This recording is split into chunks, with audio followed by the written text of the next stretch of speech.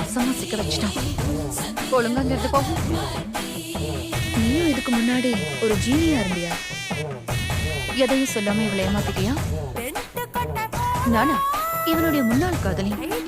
ஆ, ஜீனியாவா? 2 பேரும் நல்லா பேசுங்க. அப்புறம் பார்க்கலாம். நீ செத்த. ஒரு நிமிஷம் இல்ல, நீ அந்த கடந்த காலத்து சிரிக்கி தானே?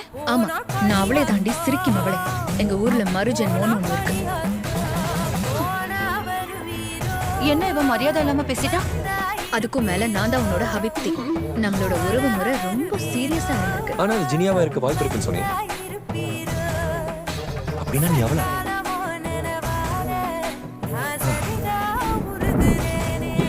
கூட கொண்டு வந்திருக்கியா?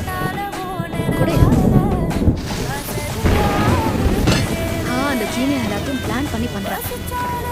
மழை வந்திருக்கு.